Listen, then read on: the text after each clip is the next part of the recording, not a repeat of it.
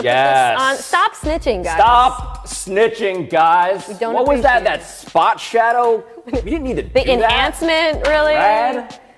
Anyway, first quote. I'm not willing to sell myself out for championships. Ooh.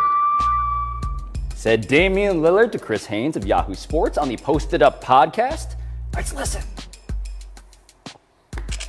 You asking out will affect a lot of other people. Affect a lot of other people. So it's like I'm saying, I do want to win a championship, but it's other stuff that means more to me. Got you. I understand. It's almost like I'm not willing to sell myself out I hear you. for that. I hear you. Instead of impacting I've never heard you put it like that before. Mina, how should players like LeBron or KD feel about what Lillard just said there? Blatantly subtweeted? Am I wrong? I mean, what do you think? It felt like that. I felt like Anthony Davis should also be offended by that. Yeah. But it feels, all of that felt like a guy who may be thoughtful about this in a very genuine way. I think that's real.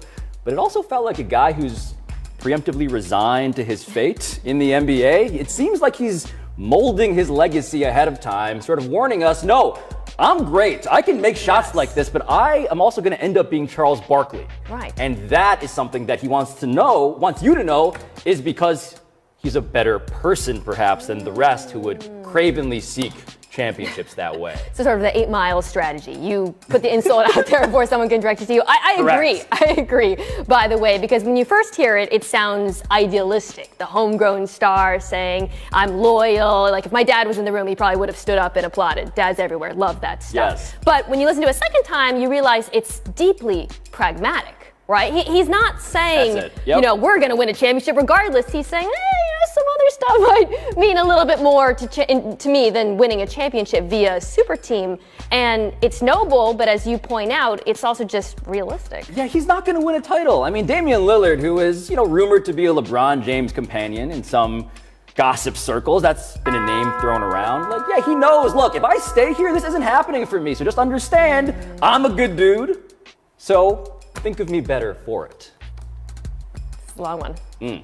The Pelicans, with Danny Ferry now serving as their acting general manager, intend to re-engage the NBA to rethink their stance about forcing them to play Davis, wrote Mark Stein of the New York Times. Pablo, what was your reaction to hearing this news? My reaction was, there should be no reason Anthony Davis plays another game for the Pelicans. Yeah. And it's simply a democratic concept. If you were to poll the parties involved, Mina, who actually wants to see Anthony Davis on the court, right? Seemingly Adam Silver and the league office is the answer. But my suspicion is they would much rather have this controversy about will he play, will he not play, all of the clutch versus the Pelicans versus the Lakers stuff. I think he'd rather have that shrink into invisibility as opposed to actually litigate a moral problem like the one that allegedly we have. Right. You're correct. Nobody wants this. The Pelicans don't want it. Davis doesn't want it. Whatever team Davis is going to doesn't want him to play. Not. The only person I can think of is maybe like a small child in Indianapolis who wants to see Anthony Davis. Why are you so mean? Think of the children, Pablo. Well, but hold on, because I'm thinking of the children, but the children, they're on Twitter. Like, the children know the news. Like, they know that Anthony Davis and his one eyebrow, they know he doesn't want to do this. Do you think the kids are that silly? Have some respect for the children. I will say this.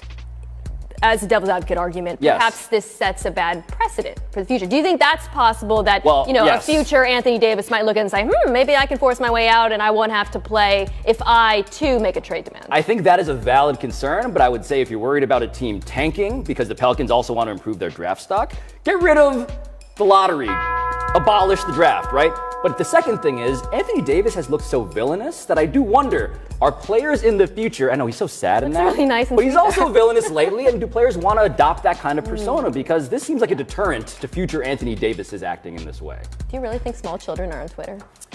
I hope not. I have been Me too. cursing at some kids, potentially. Anyway, the last quote. All right, guys, I gotta go. Said Gordon Hayward of the Celtics after he asked his wife if he can play one more game of Apex Legends with his friends. Let's listen to this important story. Just up to chat when you can drop donos. What? We got time for one more? No. All right, guys. I gotta go. All right, Gordon. Appreciate you playing. Yeah, appreciate you. Come back and play again. Wait. Absolutely, man. Anytime. Hey, for sure, man. It was a pleasure. All right, guys. I'll see you. All right, see you, man.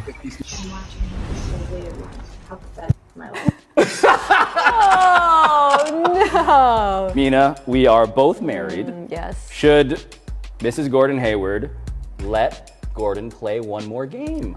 I'm inclined to say yes, but I also grew up with an older brother who let me play 10 minutes of GoldenEye for every 2 hours he got to play, so I am used to this sacrifice. But her quote at the end about being pathetic for watching him playing video games, that I object to, okay? Because it was reported last week that esports globally is a billion-dollar industry. Yeah. People love watching people play video games, Mrs. Hayward. I would like you to tell Liz that, because when I play Red Dead Redemption That's his 2 wife.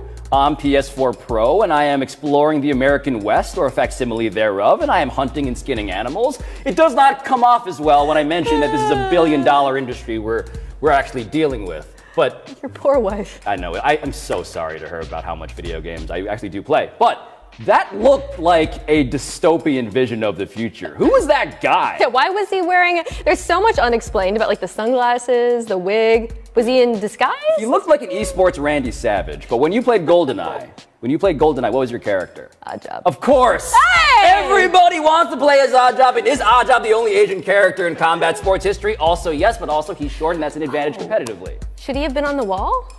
Yes. Coming up next, by the way,